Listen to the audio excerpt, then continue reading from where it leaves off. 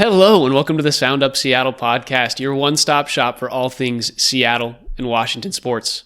I'm your host, Tyler Cartwright, joined as always by my co-host, John Carey. And we are here today with what is probably the most fun podcast we've done in like the last year, I would say.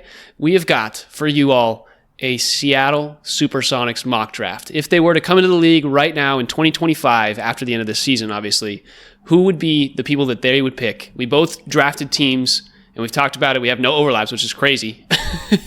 But it's going to be a really fun pod. And at the end, we might talk a little Seahawks and all that kind of stuff. But we'll go over rules and stuff as we go. John, anything to say before we get started? No, you know it's a good podcast because we're definitely going to argue about some nonsense. Let's dive in.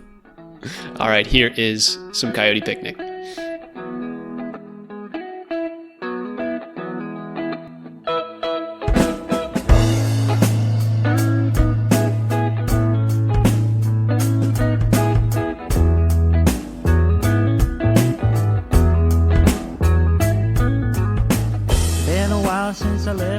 All right, John. First things first, let's just kind of go over what this required of us. Do you want to go through it? Do you want me to go through it? How do you want to talk about it? Let me break down how I did it, and then you can maybe mention how you deviated. So basically, what we're doing here, we're kind of pretending we're competing for the GM spot for the Sounders in a expansion draft this year.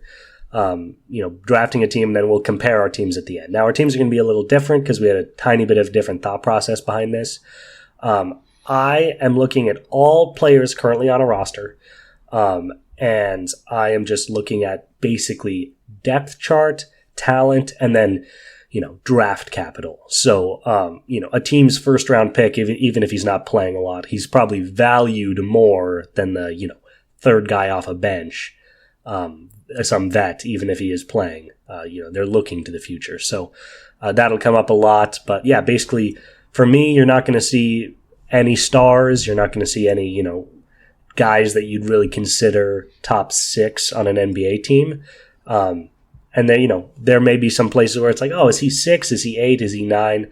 Typically the tiebreaker there will be, he's an older vet. There's young talent on the roster. Even though he might be getting, the 6th most minutes, is he really the 6th most valuable to a team? So we're letting teams protect 8 players. I guess I should have led off with that. Every team can protect 8 players. We get a pick from what's left. And yeah, that's how I did it this year. Anybody on a roster with a focus on who a team would choose to protect. Yeah, and to expand on that, we're currently filming this on January 8th, so we don't know of any trades that happen before the trade deadline. Things might change in terms of rosters and things of that nature, but as of right now, this is what we would pick. In terms of what I looked at, I was a little bit more contract oriented, looking at where a team projects for the future. There are some teams that neither of us picked this guy, so I'm going to use him as an example. The Milwaukee Bucks might trade Giannis this year. There's no reason for them to keep 37-year-old Damian Lillard on a $50 million contract this upcoming year. They might put him as not in that top 8 spot just to get his contract off. We're not saying he would. We're not saying we picked him, but that's just like an example of a situation that you might have that. So wanted to be upfront about that one while we could. Yeah, and that's the difference between us. I don't have any contract numbers in front of me. I have lots of minutes and points per game, and where they were drafted, but I didn't look at contracts at all. So yeah, Tyler's might be a little more contract heavy. Mine might be a little more production heavy. But yeah, the same idea. Neither one of us is going to have LeBron James on a team. I don't know, man. The Lakers don't want to pay him $60 million next year. I didn't give you my 16th pick. All right. You want to just go for it, I guess? Yeah, let's get started. You can have the first pick. Back and forth, and then when we're all done, we'll compare our teams, and the listeners, can decide. Yeah, who built a better roster, who deserves the job of GM when the Sounders actually do come back. But you keep saying Sounders. It's the Sonics. You're just so locked on the Sounders right now. I drafted this basketball team strictly based on soccer talent. Are you saying that's going to be a problem? The Sonics. I will go first, and I'm going to go first and not only do the player that I picked first, but the player I think is the best example of the process. Now, almost just knocked my keyboard off my desk. Worth noting, there's no real importance to draft order. Obviously, if every team's protecting 8 guys, it's not like the quality necessarily decreases as you go through players, but this is the guy that I did pick first just because he caught my eye, and that is Lonzo Ball on the Chicago Bulls. So I'm picking from the Bulls. Lonzo's 27 years old. He's a 6'6" point guard. He's played on 3 teams now. This is his 7th year. When he plays, he's a 12.5 points per game, 5 rebounds, 6 assists, 40% from 3 player. So a very valuable kind of 3-and-D with a little bit of ball handling responsibility point guard. And as far as current talent goes, he's about as high as anybody that's going to be on my team. The only reason I don't have the Bulls protecting him is because they're actually fairly deep, and because Lonzo has some huge red flags in terms of injury. Maybe not the guy they'd want to commit to. So, for example, I had them protecting Josh Giddey, Kobe White, Ayo Dosunmu, Zach LaVine, Patrick Williams, Vucevic, Buceles, who is their first-round draft pick, and Torrey Craig, who's averaging almost 15 points playing big minutes for them. So that's 8 guys. Lonzo's left on the outside looking in. Maybe they'd protect Lonzo and let Craig go, but, they've got 3 important guards right now. I'm saying Lonzo's on the outside. So that's kind of the process. Love getting Lonzo. Point guards, man. That's what makes the difference. The way you picked Lonzo just has me worried you would pick Ben Simmons as well, Oh, just bro, I was guys looking that at Ben. never play. I was looking at Ben. Too many, not enough guys on Brooklyn, but I could not get Ben. No, I respect the pick. The thing about Lonzo is at the end of the season, he's a free agent. So we talked to him. We don't need to draft him in this. We just sign him for a cheaper deal than he's on. So I wasn't worried about him in the draft process, but I can respect that pick from Chicago. For me, I'm going to go with the one that we've already talked about. It was a little controversial for us, but I'm going to do it, and I'm going to reason the audience through this because I've already given John the details.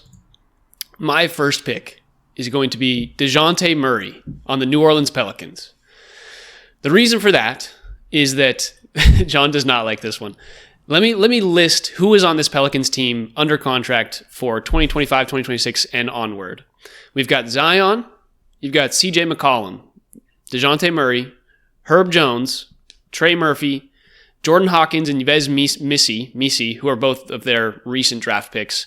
You've got Jose Alvarado, who I think they love in New Orleans. You've got Karlo Matkovic and Antonio Reeves. That is, let me check my notes, 10 guys. That's 10 guys, and I think one of those, Matkovic and Reeves are probably off. And then there's a real argument between, do they get rid of CJ? Do they get rid of DeJounte? And in my mind, I was like, it's kind of free. They want to rebuild. They might trade CJ. That contract is valuable to them. So that was my reasoning behind going for DeJounte. He's obviously a star player in the league, and I just think that they lose Brandon Ingram after this year. Their team is going to kind of implode, and I think they would love a rebuild. Obviously, they're dropping a ton of money on Zion every year, but Zion's not really producing the way that they want. They're in rebuild mode, and that was my thought, is we get DeJounte. Now, they probably would trade him for something. They wouldn't want to just give him up, and I know that. But of those guys, I think DeJounte could be the 8th man. Absolutely despicable. Well reasoned. I can't argue with it too much. I think the main argument in terms of reality would be they couldn't not protect him just because of optics, even if they wanted to get off his contract, to protect a guy like, Brandon Boston Jr. to, lock up or to let DeJounte Murray go. The fans would riot. You just have to control your value a little better. And, that's fine. I like the way you explain that. That's very reasonable. Maybe we should have just said no starters before we started this. We probably could have. There was not a ton of planning. We both just said, hey, we're going to do this. Yeah, and then we went for it. So I like that it's different. But your team, but after this, there's a little bit less less crazy picks for sure. That was my one that I was like, I wrote that down last because I was like, John's going to hate it. The audience is going to hate it as a part of this evaluation. But and you presented it first. Unbelievable. I have to get that out of the way. Well, while you brought him up, I'll go ahead and pick my player from New Orleans. I obviously protected DeJounte Murray because I was being realistic about this shit. But where that landed me, this is an exercise where you really find who the deep teams are. It's like, it was fun picking from New Orleans. It was fun picking from Oklahoma City, fun picking from Houston. But from New Orleans, I got BJ Boston Jr., a very talented fourth year guard. He's 23, 6'6". I love some size at guard. I'm loving that I have two 6'6" guards to start this draft. He's only averaging... He's building around Wemby. Yeah. He's only averaging 4 points per game. Not, much of a scorer, not very needed in that role on this team. But he's averaging a steal and a half per game in limited minutes. He's a really talented defensive guard at 6'6". The idea of potentially having him and Lonzo overlap at any point, that's going to be two 6'6" defensive-minded guards, is potential trouble. So I like the value. He's also only 23. You'll see I have a lot of young players on this team. Obviously, you're not going to necessarily just get a straight-up superstar, so nice to aim for some of the younger talent. Yeah, I mean, I like the pick. The one thing about him, when I was looking at the payrolls and things of that nature, I didn't see that his contract was passed this year. So that was just when I'm looking at this. He might be a free agent after this year. Like I said, I didn't look at contracts. Yeah. So one more difference between you and me. Yeah, so as a guy, in terms of depth, he seems like a great piece. I had no idea when I was doing this evaluation, when I was looking at that stuff. So, love the pick. With my second pick, I'm going with a guy from the team with the most players that they would have to make available, and that is the Orlando Magic. The Orlando Magic have 15 guys on their payroll after this season. They have 15 guys next year and onward. And so they would have to make at least 7 of those available, and one of them is going to be Mo Wagner. Mo Wagner is a $11 million guy. He's on contract for one more year. And, obviously Orlando's super deep, super talented. Wagner has, he's averaging 12.9 points per game, 4.9 rebounds, 1.5 assists. Like, he's just a good player. Separating him from his brother would be a little controversial, but we're bringing him out to the West Coast. They don't have to battle every week or anything like that. So feels like a familial move, separating them across the country. Make them meet in Kansas or something once a year. But I think it's a fun pick. He's a great role player, just a good dude who can play center and just be a big man for this team. Yeah, he has been really unlocked in some ways since he's got to Orlando, teamed up with his brother. He's a classic guy that does not make any sense in the starting lineup, but makes a lot of sense off the bench. Yeah. Kind of like a more aggressive, what's his name? Oh, what is his name? He was on the Philly for so long, then he was on the Suns. I'm not going to think of his name. Oh, that's brutal. Anyway, yeah, he's been really, really good for Orlando. And I think a pretty realistic pick at number 8. The one thing... Were you thinking of Saric? Thank you. I was thinking of Dario Saric. Not just because they're both Europeans, but just, similar. Like, if you see him in a starting lineup, you're like, we're going to crush this team. But if he's this 8th man off the bench, you're like, oh, dang, this is a deep team. Yeah, Saric. But, yeah, I also picked from Orlando. Part of my reasoning was I don't think they want to split up the Wagner brothers, not just for morale. Plus, he's been effective for them. So I went kind of another route there. And they just have so many players. It's crazy. Yeah. Like, roster-wise. I snagged Kentavious Caldwell-Pope, 31 years old. Obviously, one of the 3-and-D prototypes in the NBA. 6'5", 200 pounds. He's only averaging 10 points a game per season, which isn't way down for him, but his 3-point percentage is down where, he's normally around 40. He's down to 30 this year. So I think, it just hasn't been a great fit on Orlando. Might just be too many mouths to feed, too many young players. He's not getting those pocket passes where he's used to. So I'm going to take him out of young blood city and put him with Lonzo Ball, who knows how to make a good pass. Yeah, I think, in terms of value, just eye test for a single year, KCP is probably above Mo Wagner, but with his shooting being down and with Mo being Franz's brother, I thought maybe they'd be more likely to let him walk away. So that's who I got. Let me hold on before we move on from the Magic. Let me read you their team and who I think they would keep, because like I said, 15 guys.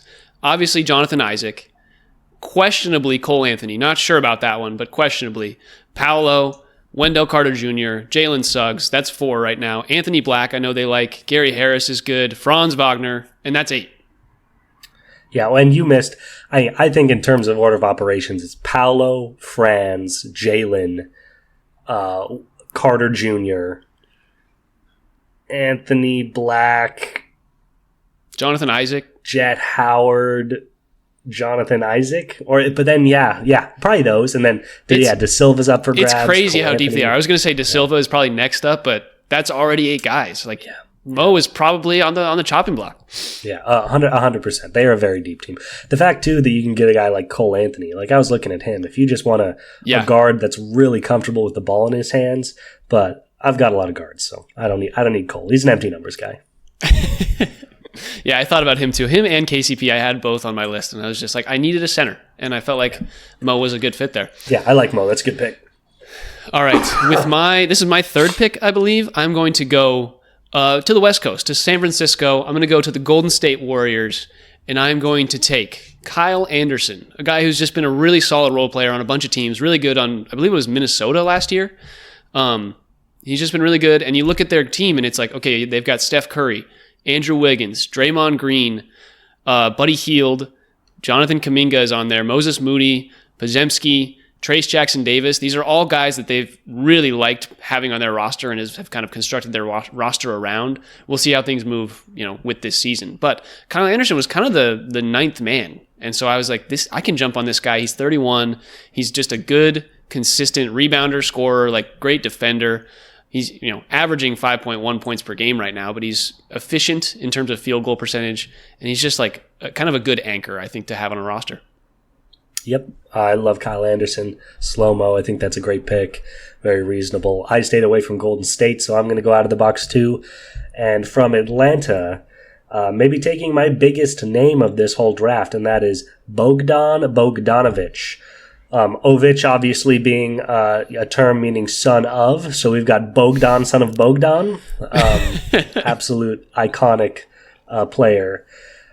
He's getting a little older. He's 32 now. He's played for Sacramento and Atlanta over his 8-year career, but he's just a 6'5" scoring guard.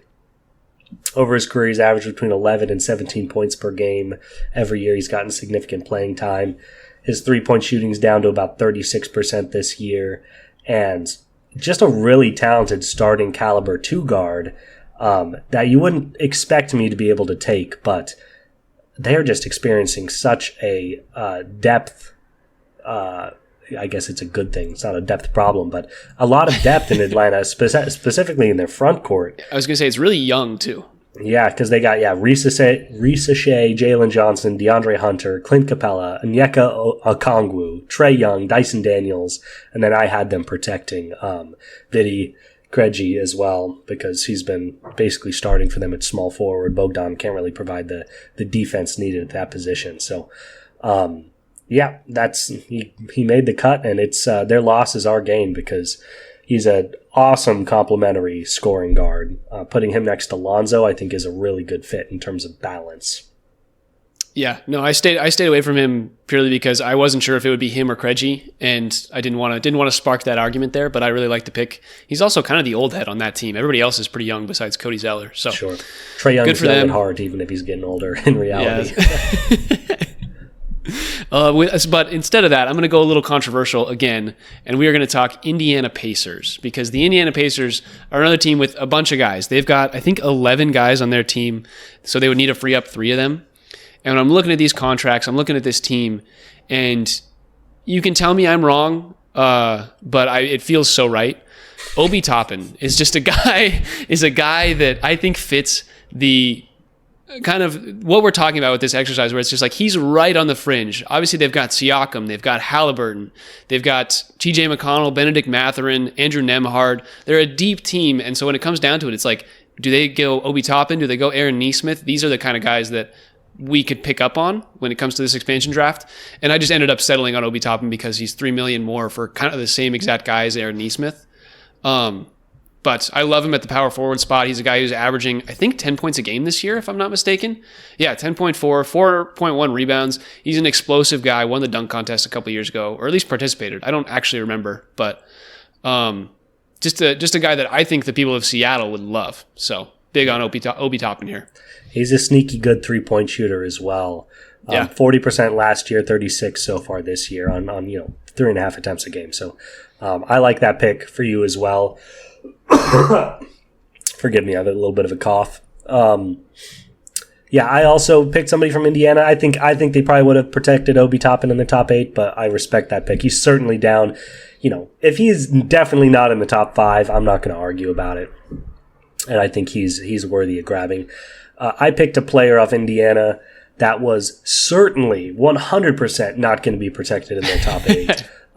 But I still see a lot of value in terms of potential, and that is James Wiseman. I'm not going to bother reading his stats because there's really nothing to read. He essentially doesn't play, but he is obviously the massive, 6'11", center Golden State drafted number 1 back in 2020. Didn't get a lot of run with the old heads in Golden State. Then he went to Detroit, where he was the 3rd best center on the team. Now he's on an Indiana team with Miles Turner locked in the starting center role. So he's never really gotten a super good shake in terms of playing time. And he's 23 years old. He is 23 years old in a center. Some of these guys take a little longer to develop.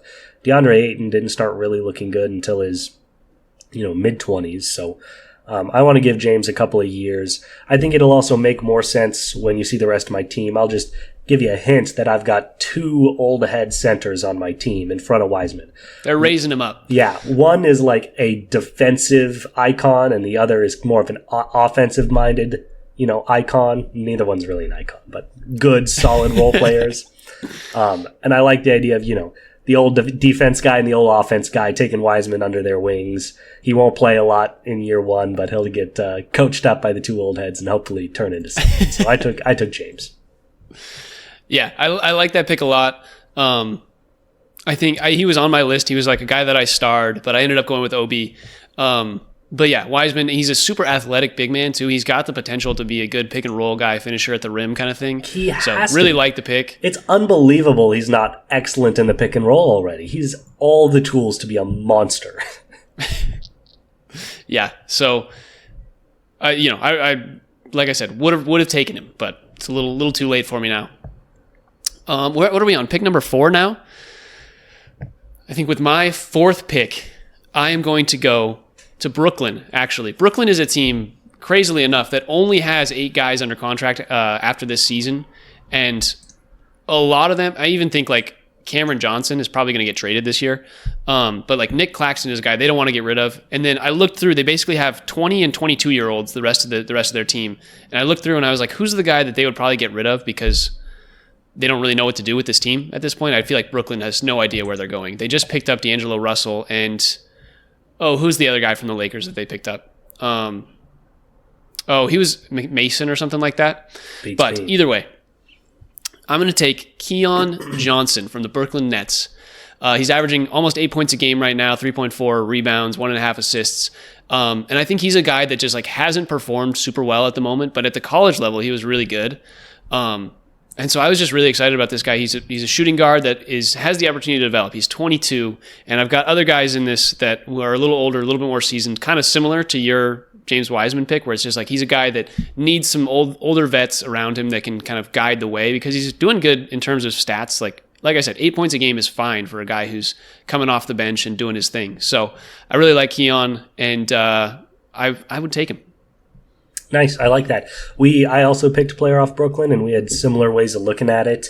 You picked the number 21 overall pick from 2021, and I'm picking the number 10 overall pick from 2021, and that is Zaire Williams on Brooklyn. He is a 6'9" forward for them that's been pretty effective. He came from Memphis, where he just didn't get a ton of run, but averaging almost 10 points a game this year in 22 minutes. 4.5 rebounds a game and almost a full steal, so can do it a little bit on both ends. He's not much of a three-point shooter, only 30%, but he takes them at a pretty good rate, so hopefully that'll creep up over time and he can be more of a stretch big. But part of what I really like about him is he is skinny as a reed. He is 6'9", 185 pounds. That's like Kevin Durant skinny. That's just to clarify, nuts. Bogdan Bogdanovic, who is not like a big guy, is 6'5", so 4 inches shorter, and weighs 40 pounds more than this guy. So I think as he puts on weight, he's only 23 years old, as he puts on weight, I could see him really kind of blossoming at the forward position at 6'9". So yeah, similar thought process, kind of a development guy, but a guy that I'll also maybe even start. I'm gonna have to look at my starting lineups after this, but might even start at the 4 because he's got talent now. Yeah, no, I like that pick, and he's a guy that he's been around the league for a little bit and just hasn't really gotten a ton of run, and he'll develop well, similar to James Wiseman. Wiseman has needed to put on some weight for sure as well. Yeah. So, you know what's I like that. All the sitting he's doing, he must be. One thing I love about just what we're doing here, Tyler, is that, this is obviously for Seattle sports fans, and there may be some Seattle sports fans that, due to the fact that we don't have the Sonics anymore, don't really follow the NBA, and they are just getting just a master class in the approximately 8th best player on every team. That's just incredible. You guys are real knowledge. They need to watch out for this. Oh, all right. For my next pick, I believe I said it wrong. This is our 6th pick, or my 6th pick. You just had your 6th. For my 6th pick, I am going to go with a UW man living in the Portland area. I've got to do it. Matisse Thybulle. Matisse Thybulle. I love him. He's kind of had a little bit of a fall off over the last couple of years, but he was great for the first couple of seasons in Philadelphia. Not necessarily a scorer by any means, but a defensive anchor for a team that I think will need it, especially if I get to keep DeJounte Murray as my point guard. So really like Matisse. 4.8 points per game on his career, 2 rebounds, 1.1 assist. He's just kind of a do-it-all a little bit guy, and then obviously defensively is where he really shined early on in his career. Right now, in the 2024 campaign, he's averaging 1.7 steals per game, 0.8 blocks. Like he's got some good defensive numbers, and I think can just be like an anchor, backup, small forward type player. I love that. Nobody's ever doubted Matisse's ability to defend on a basketball court. Love getting him back home to Seattle. Some people would come out and cheer for him. Pretty limited. I got to be honest. I looked at Portland and I looked at Matisse Thybulle and I said no. I said there are better options out it's there. It's fair, but I'm a UW guy, and he was on the team that went to they had the postseason run. They had the March Madness run, so I rep Matisse Thybulle. I respect it. When he was on that Philly team, when it was kind of the young bloods on the Philly team, I thought he was really going to be something someday. So maybe he still has it in him. Maybe he just needs the right GM to believe in him. Instead, I am looking at the Dallas Mavericks and getting a guy that, once again, it's not going to blow your socks off, but I was a little surprised that he would be, the 8th best player. But I'm certain that there are 8 guys that are protecting over him, and that is Daniel Gafford, a really talented, kind of big man, offensive. This is my offensive old head that I'll put in front of Wiseman. He's 6'10", 265, great in the post. 11 points per game, almost 8 rebounds, 2 blocks, 75% shooting from the field. Obviously, almost all that's around the basket, but there is just real value in a guy that doesn't turn the ball over, and when you put the ball in his hands, he scores 75% of the time. Little defense, too. He's not huge at 6'10", but he's got really good bounce, can run the pick and roll beautifully. He'll like playing with Lonzo, I'm sure. So yeah, and he's only 26 years old. He's played a long time. This is his 5th year in the league, but he came in young. So I really like being able to get an offensive-minded center like Daniel Gafford at this spot. Yeah, that's kind of my Mo Wagner pick from earlier. Like I think Gafford and Mo Wagner have very similar vibes. Gafford's just better in almost every conceivable way and has played in way bigger spots. Yep, but other than that, you're right. Whatever you say, man. The guy played in Washington. He doesn't have a big game bone in his body. No, I think Gafford's a good pick. I honestly didn't pick him only because I wasn't sure if he would fall to that low on their depth chart. But just because, listen to this, they got obviously Luka, Kyrie, Clay, PJ Washington, Derek Lively, Spencer Dinwiddie, Najee Marshall, Quentin Grimes. That's 9. You can cut one of those guys and it's still beyond Daniel Gafford. Yeah, I was like, is Maxi Kleba a guy? Probably Maxi Kleba, and then he'd be available. Yeah, you could get Maxi. I think another note for that is maybe Gafford didn't have the contract past this year. I don't remember. I don't have Dallas pulled up, but or any of those 9 guys that I just named. So there are ways where he wouldn't have been available for you, where he was for me. But I was pleased to get him. Yeah. But anyways, I like the pick. Good representation on your team. For my next pick, I think it's time. I think it's time we go to the team with probably the most young talent that we just have been kind of avoiding, and that is Oklahoma City. I think we go to Oklahoma City, and I'm just going to take him right off the bat. Aaron Wiggins, shooting guard from Oklahoma City, 6'6", 200 pounds. He's averaging 9.3 points a game on a team that is super good defensively and obviously winning basically all of their games. 3.2 rebounds, 1.5 assists. He's shooting from the field 47%, but he's also 40% from three. Like, he's just a good all-around shooting guard, and a guy who's just kind of been super consistent over his last 4 years in the league. I really like Aaron Wiggins, and especially with this Thunder team who's got Shea, Hartenstein, Lou Dort, Chet Holmgren. They've got Kason Wallace, Jalen Williams. They've got just so many guys that would fill up those 8 spots. You could take any one of the other guys, and I would not argue with it at all. I think there's kind of the cutoff is right after Jalen Williams, basically. Yeah. So a really good player, and Oklahoma City is just a good spot to go for this expansion draft for sure. Yeah, huge. To your point, they have so many good players.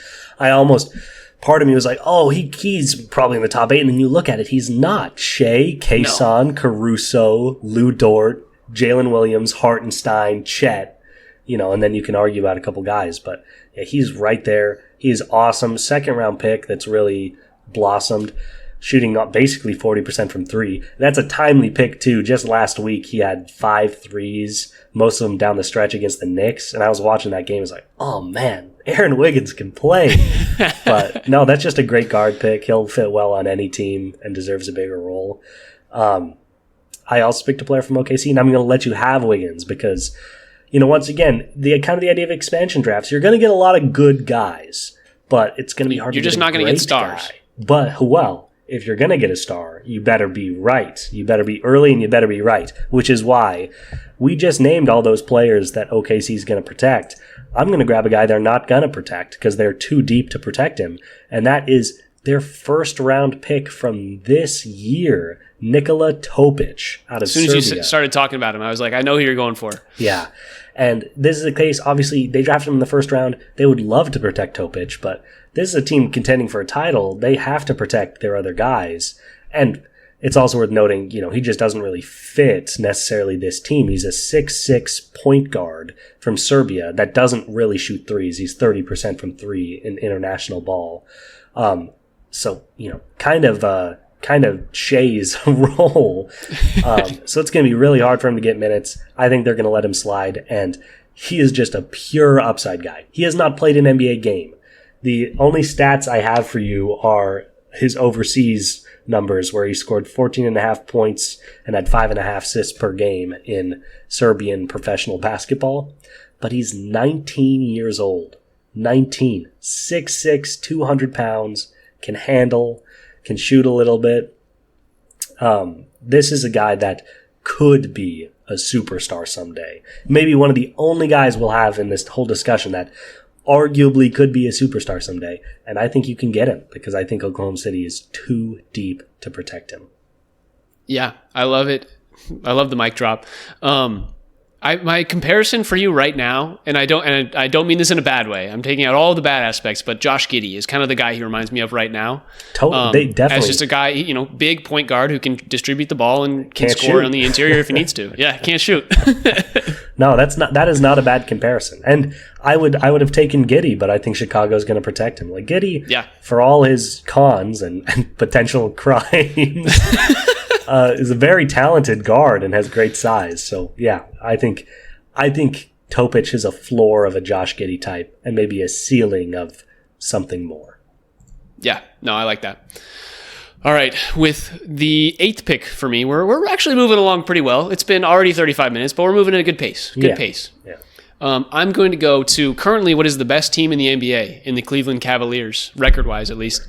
And I'm going to take one of their big men, one of their power forwards. It was between, what's his name, Georges Niang or Dean Wade. And I wasn't sure who they would keep, but I ended up going with Dean Wade just because size-wise, he's just a little smaller, a little stockier, and I think he's still a good role player. He's young enough, but he's 28, 6'9", 228, has averaged 6.2 points per game this year, 5 rebounds, 1.5 assists. He's a 37% three-point shooter, not scoring a ton from the interior. He's kind of a stretch 4, but what he does is he's just a solid player to add to this team that has a little bit of age and a little bit of time to work with. Like the 26 to 28 year olds are kind of the people that are in their prime, the people that if you give the opportunity to, they can maybe flourish. And I think he's kind of one of those guys with Wiggins and the team that I've constructed that can take a step forward definitely in this exercise. Yeah, technically a starter on the Cavs, that would have eliminated him from my ability to choose him, but it wouldn't have mattered. I think this is a very reasonable pick. He sits right in that zone. He's a 6.5 rebound guy. That value is beyond that. He brings a lot of intangibles. He brings a lot of defense. He's a great glue guy. You can't have all scoring first point guards on your team. So I think Dean Wade's a great pick in that regard. Did you say he's on their starting 5? I didn't even know that. He starts at the 3. He starts next to really.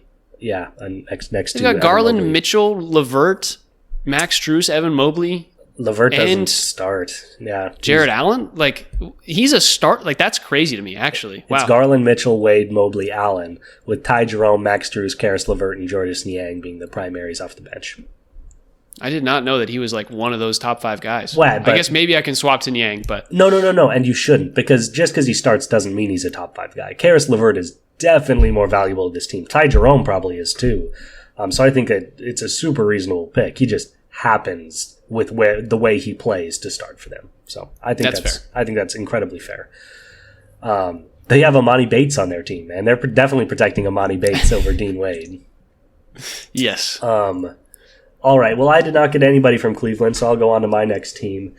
And this is a team I bet you got somebody from. It's another deep team, and that is the I almost said Detroit Lions. Not the Detroit Lions, but the Detroit Pistons. Oh, that took me a second. It's been a while since I watched a Pistons game. I really like Detroit this year. They're kind of finally coming around. I think they're above 500 now. And they're above 500. They're a top 20 team in the league right now. Yeah, Cade's been an absolute monster. Jaden Ivey's really kind of found his way. And this is a team with just a ton of depth. They've got depth in the front court. They have depth at guard. And that's going to allow me to sneak in and steal a talented player. And that is Marcus Sasser, a 6'2 guard. He was in the 2023 draft from Memphis. Hasn't played much, hasn't gotten a lot of run, but is averaging about 6 points per game on 36% shooting this year. And he's a young guard. He's 24 years old. Doesn't have a lot of size, but can shoot the ball, can handle a bit. Definitely a bench type scoring guard. But has the potential to get a lot better, and I'm going to give him a bigger role on my team than he has, backing up all these superstar guards on Detroit. Yeah, I like that a lot. I think that's a guy who's kind of on the back end of their recently drafted group of players, which is just a really nice pickup for you. Somebody who, they would probably make available. Yeah. And what I'll do is I'll stick with Detroit. I'll go with my guy, and you can argue about this pick maybe a little bit, but I'm taking.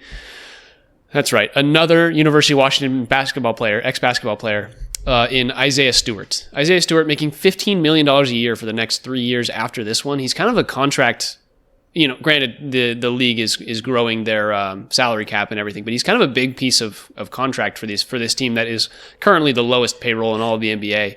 But you look at their team and you're like, wow, Cade Cunningham, Asar Thompson, Ron Holland is their most recent draft pick, Jaden Ivey, Jalen Duren, Wendell Moore. They've got some good pieces, guys that are contributing. And Stewart I think he's a starter. They've obviously got Tobias Harris, who I forgot to mention. Harris, I think he's starting at the center for them, but I think the center is a spot. Is he not? Jalen Duren starts. Oh, that's right.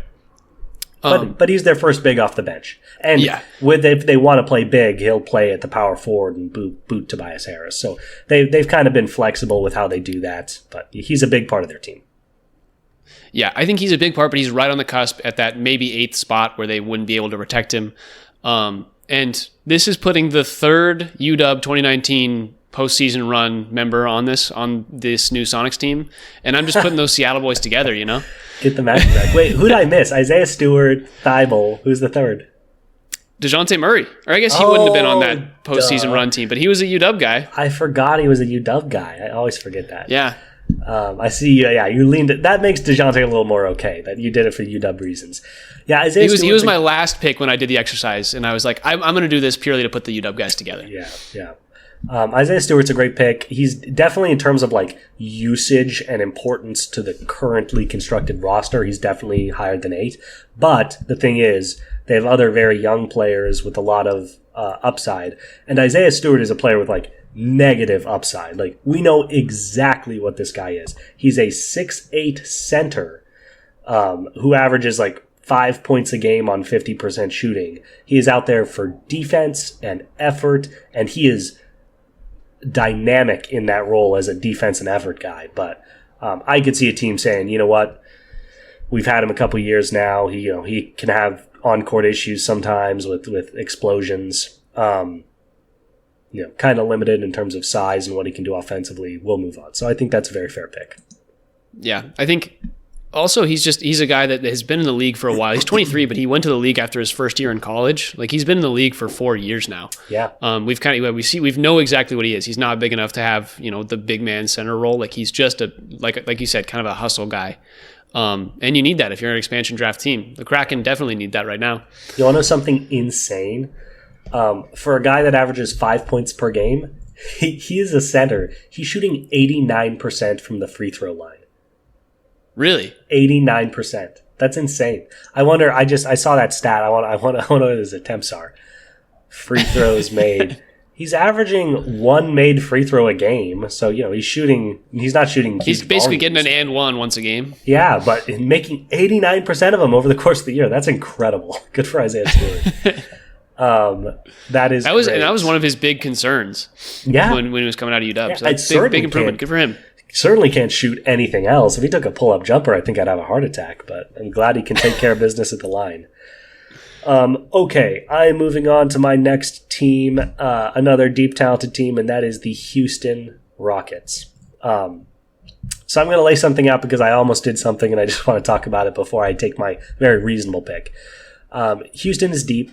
They are protecting Fred VanVleet, that is, Jalen Green, Dylan Brooks, Amen Thompson, Alperen Şengün, Jabari Smith, Cam Whitmore, and then it's like, okay, who's the last one? Oh, Tari Eason. Duh.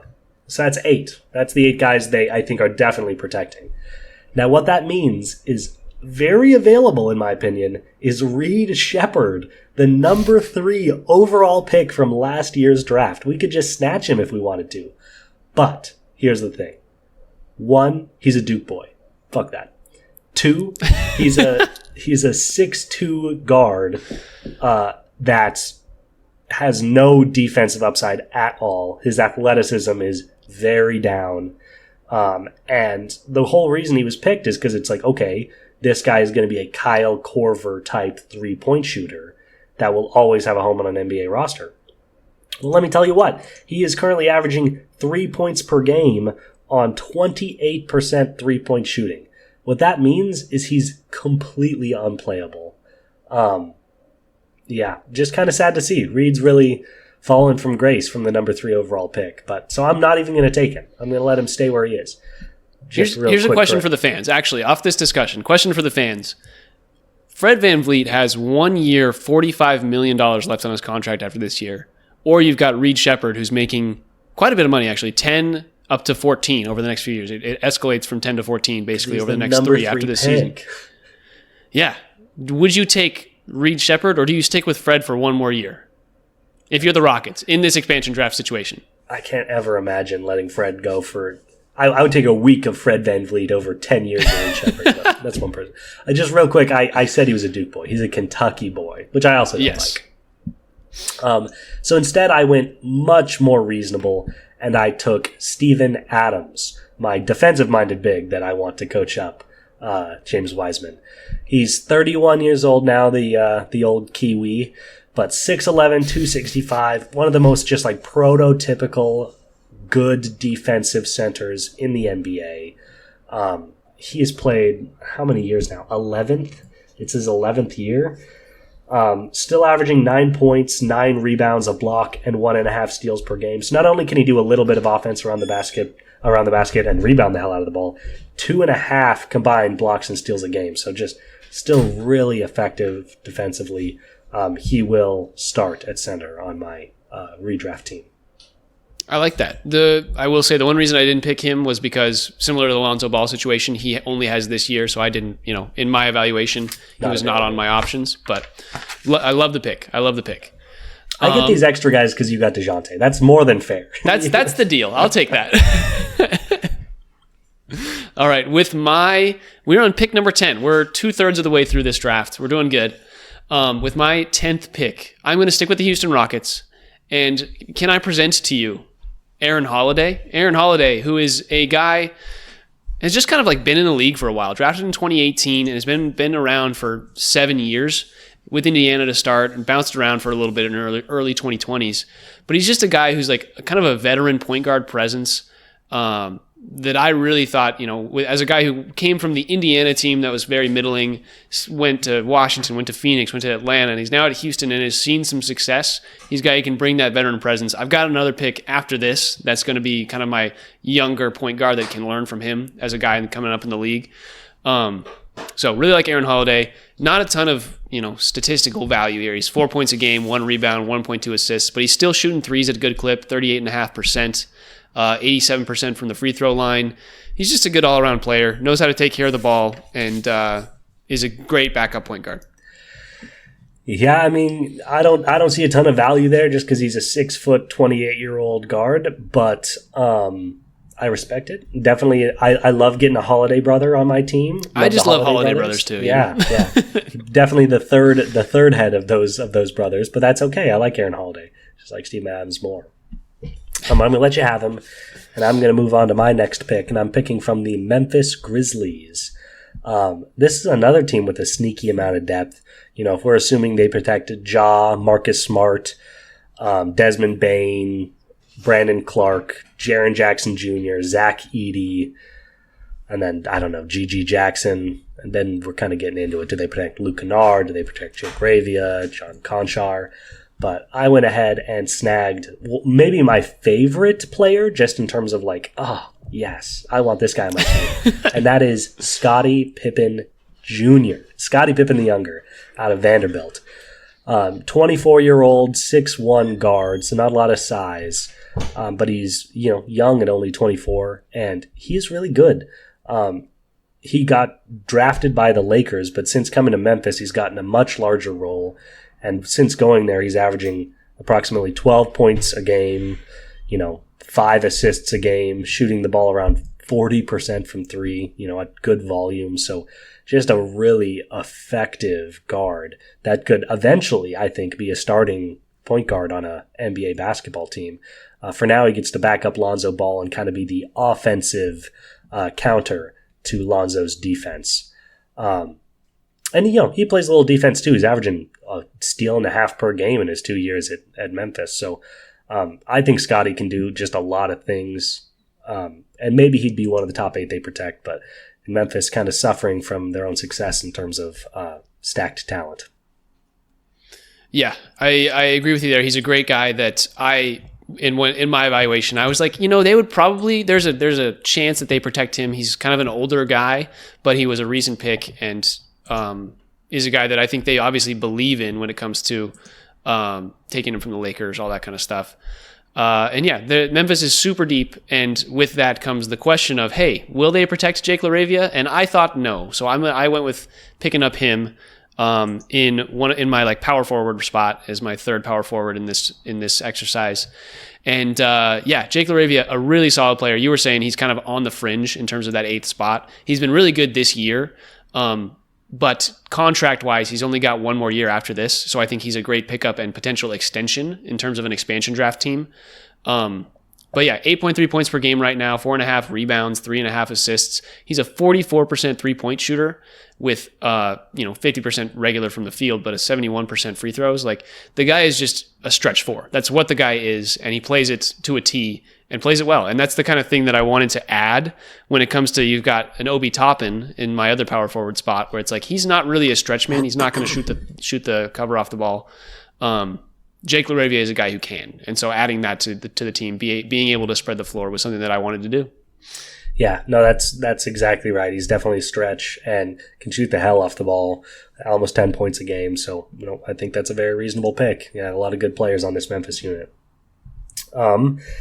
Next up for me, I'm snagging Duncan Robinson off the Miami Heat. Ugh, disgusting. He is your prototypical 3-and-D player that doesn't really play defense. He's 30 years old, but I like his size at 6'7". He's 11 points per game, 40% from 3. I'll just spoil it now. I won't use it yet, but I also took Royce O'Neal off Phoenix, which I'll talk about in a minute. But that completes my holy trinity of KCP, Duncan Robinson, and Royce for my just 3-point shooting wings. The one thing I really want on this team is, they're going to have a lot of kinks to work out. They're going to have a lot of, growing pains. One thing I want them to have is a glut of 3-point shooting wings. So that's the reason I took Duncan. I'll obviously talk about my Phoenix pick later, but, the one thing he can do is score effectively, and really shoot the three. So he'll find a spot. He'll find a spot on this unit. The way your team is constructed would work perfectly in today's NBA. They're shooting 50% of their shots from the 3-point line. That's just how your team would work. Yep. A little inside out with Lonzo and Gafford and just 3-point shooters all around. That's right. All right. With my next pick, I didn't actually have anybody. I don't even remember what team you just picked from, but Miami. I didn't have anybody from that team. Miami, that's what it was. But there was some thought. But my next pick is going to be off the San Antonio Spurs, a team with not a ton of players to choose from, but I feel like they've kind of got their lineup settled down. And so in that way, they've got a lot of recent draft picks. They've got 21. They got 3 21-year-olds, a couple 20-year-olds. Like, I was trying to find who would be kept on this team. Zach Collins was questionable. I think there's a question mark around maybe like a Charles Bassey kind of player. And I ended up settling for a guy named Malachi Branham, who hasn't done too much in terms of his play. He's played in 22 games this year. He's a young 21-year-old, but he was picked a few years ago, I think 2022 draft. And so he's kind of had his run, but I don't think he's had the opportunity to grow because the Spurs have not done the kind of classic thing where you bring up a guy with a person ahead of him. But this year, he learned a lot from Chris Paul, and I think Jeremy Sochan has kind of taken over whatever starting point guard role that he had, even though he's not really a point guard. And I think Malachi Branham has probably learned a lot from Chris Paul. He's a 6'4", 180-pound shooting guard / point guard. He's averaging 6 points a game, 1.5 rebounds, 1.2 assists, almost a 40% 3-point shooter, and is just like a pretty solid guy to add to this roster in terms of the third point guard that can definitely still learn from a guy like Holiday and DeJounte Murray to some extent, even though he doesn't probably have the athletic ability. But just a third solid point guard pickup. Yeah, I like Branham. He's talented and he's young. He a lot of growth that's needed, but he definitely has the ability to grow. I like that he's 6'4" too at guard. It's funny, is going to crack you up. Jeremy Sochan starts at the power forward for the San Antonio Spurs. Does he? Was he a point guard last year? Yeah, I guess with Chris Paul now. Yeah, he played a lot of point guard last year, but yeah, they moved him to his more reasonable spot at the 4. Yes. But either way, Malachi was not learning a lot from Jeremy Sochan at that point guard role. No, Sochan was still trying to figure it out. All right, with my next pick, I'll talk about the guy I already kind of talked about. From Phoenix, I'm taking Royce O'Neal, with Phoenix protecting Tyus Jones, Devin Booker, Bradley Beal, Ryan Dunn, Grayson Allen, Kevin Durant, Mason Plumlee, and Yusuf Nurkic. That left the 2 kind of 3-and-D options of Josh Okogie and Royce O'Neal up for grabs. I'm snagging Royce. He's shooting 44% on threes this year, 10 points per game. It's so funny. Duncan Robinson, KCP, and Royce O'Neal, they are 30, 31, and 31 respectively. They are 6'7", 6'5", and 6'6", respectively. They are all averaging between 10.2 and 11 points per game, and they're all shooting a career, 35 to 39% from 3. So, there's not a ton to talk about with these guys. They fill a very important role on modern NBA teams, and this new Sonics team now has a glut of these kind of 3-and-D, except for Robinson, just 3, but 3-and-D options at the wing, and then allow, your guard and center hypothetical stars to really succeed. So I'm really glad that my team has a strong grouping at the 3-4, stretch positions. Yeah, I mean, that just is another guy who's added to what we said the last couple rounds in terms of those 3-and-D guys like you just mentioned. So not a ton to say about that pick. I think the fact that Phoenix has just 3 of those guys ready and available means one of them has to be taken, and glad you were able to do that. Also, Phoenix highest payroll in the NBA right now, and I don't think anybody wants any of their big contracts at the moment, and they would not free up. Nobody wants Bradley Beal. They would not free up a Devin Booker or a Kevin Durant. So it's kind of after that, it's your pick of the litter. So I like that pick. This is our pick 13. So we're winding down here, folks. Well, it's your 13. My next one's 14. I just did 13. Well, yeah. My 13th. I'm going to take off the Los Angeles Lakers, a guy who they just picked up but has one more player option on his contract, so I was able to work with him. I've got Dorian Finney-Smith, the 31-year-old Laker, who I feel like is kind of the epitome of another 3-and-D type guy. Totally. 31 too. Averaging, he's one of these guys. He's the same guy. It's almost like there's just a glut of them in the NBA. It's like they're all doing this. They all peak when they're 30 too, for whatever reason. But an almost 10 points a game guy, 4.3 rebounds, 1.5 assists, 43.3% from the field, all this good stuff. He's been in the league since 2016. He's kind of a little bit of the old head, but he still just does it so well. He's not wound down at this point. He's still, doing his thing.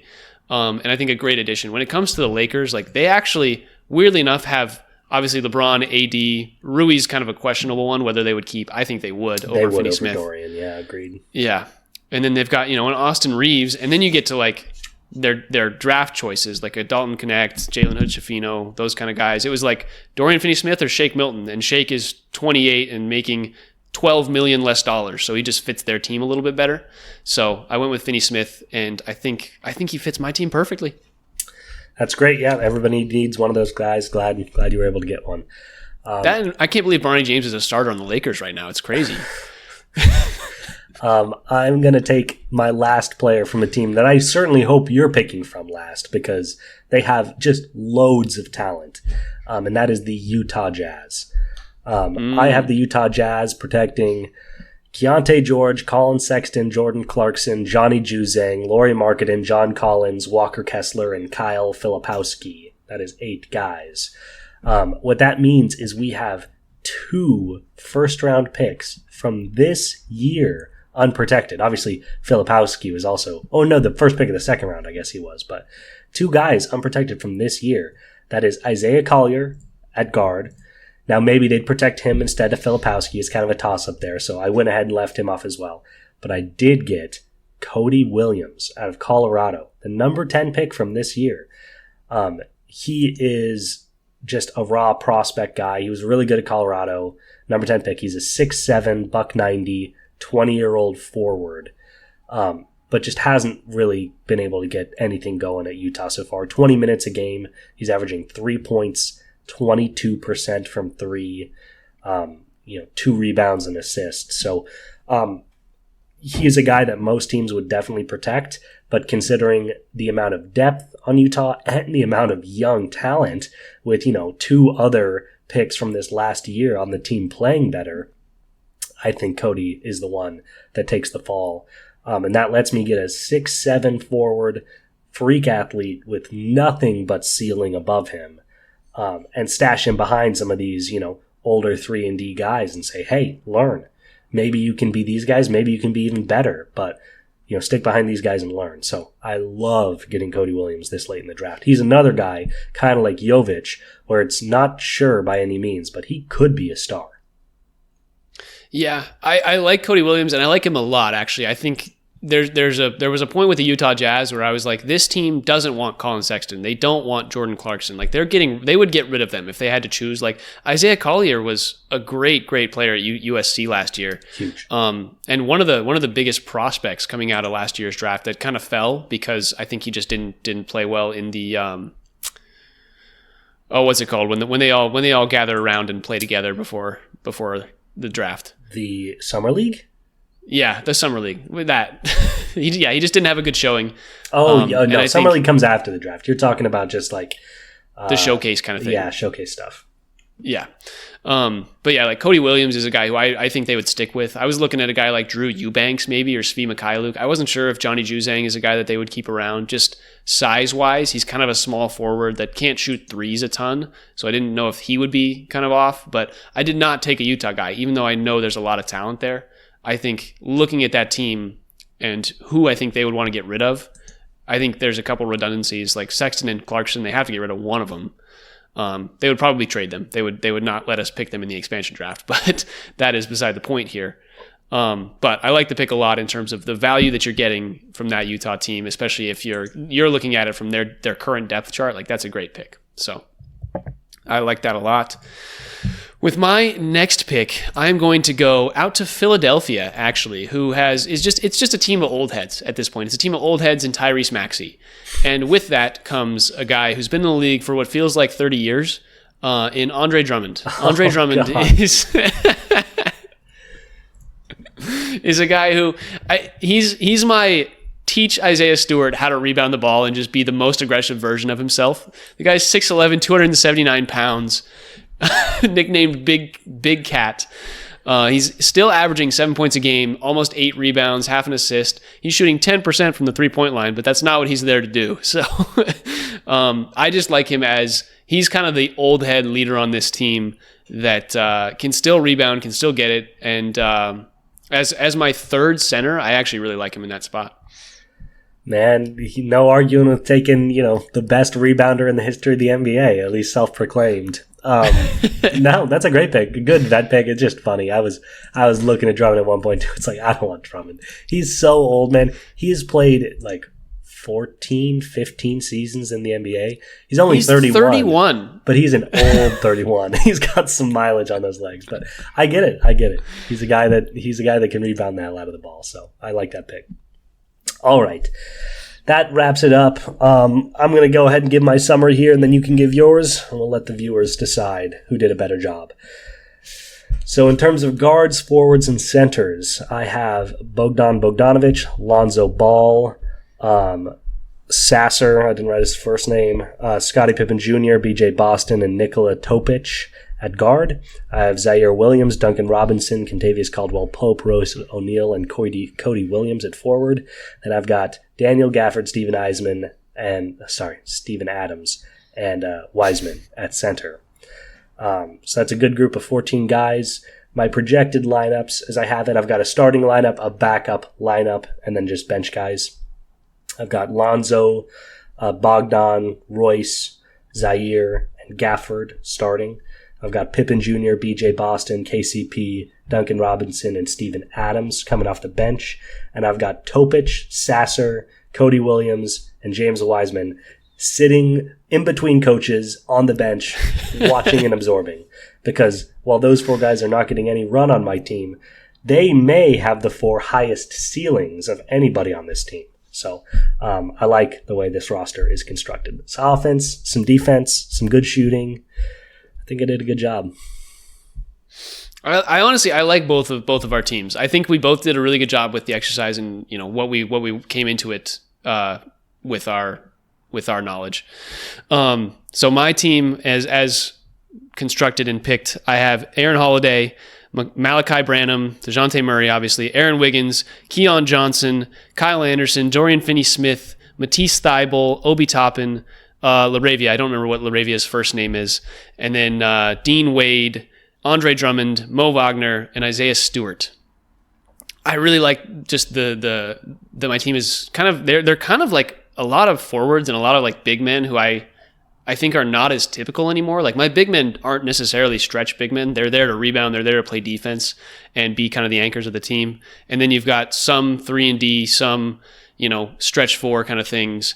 And then, you got your dunker spot in Obi Toppin, all that good stuff. A guy who I really think Obi Toppin could fill the Aaron Gordon role pretty well. So I kind of have him in that spot. When I look at my starters, obviously DeJounte Murray is my lead guy, which is arguable. But DeJounte Murray, Aaron Wiggins, Dorian Finney-Smith, Obi Toppin, and then I've got Mo Wagner as my 5. I didn't look at backups and stuff because this team was constructed looking at right now with veterans and then trying to teach the young guys how to come fair. In. So I'm not saying, Andre Drummond is probably not my backup center, but right now it's a question mark between him and Isaiah Stewart. And they're both the exact same role. So yeah. No, I appreciate that. That's a good lineup. I still think mine can take you, but you did a good job. I think my team's a little bit more built for the modern NBA. Yours sounds like it would really succeed in 1986, but to each their own. I can't play basketball and you can. And they say those who can't, teach. So what I will do is we're going to put it everywhere. I'll put some clips on Instagram, clips on YouTube so that you guys can vote. And I will let John know how much I beat him by when those results come around. But for now, I hope you enjoyed the draft. John, I think it's a little too late to talk Seahawks. We can talk Ryan Grubb firing and all that stuff next week. And hopefully the Mariners make a move because it's a little bit of a lull for us here at Sound Up Seattle right now. So Mariners, either do something or say something crazy because that's always makes good content as well. For the love of God, do anything. But yeah, we'll talk football, we'll talk Seahawks wrapping up, and we'll talk coaching firings and stuff like that next week. You're just going to have to be a little patient. We wanted to do this, and I'm glad we did because it was a fun exercise, and it made me excited for the amount of talent that you can find on teams, even as low as the 9th man on some of these teams. It is funny looking at you. When you sent me the article dictating how the last expansion draft worked, I was like, they can protect 8 guys? I thought they were going to be able to protect like 4 guys. Yeah. But even protecting 8, there are some gems to be found. I think the other thing with the protecting 8 guys too, it's like they have to protect their young guys. Otherwise, the expansion draft is just a team of just like 22-year-old dudes with no regard for like the order of the league. They're just there to dominate.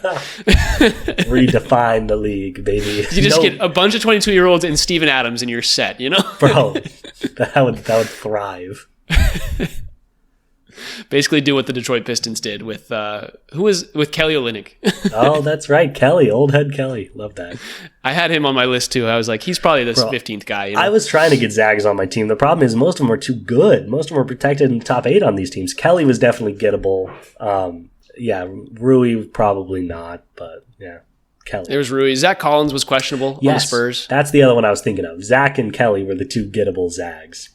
I really thought, is it Memphis who has Jalen Wells? I really thought about taking Jalen Wells from Wazoo last year. I was kind of excited about that. 100%. But I think he would have been protected because he was a recent draft pick. It would have been him or the guy that I got. Who was that? Scottie Pippen Jr. It was those were the 2 guys where it's like they can only protect 1 based on their other 7. So I thought they would protect Wells over Pippen, but if it is Pippen, then yeah, Wells would be up for grabs.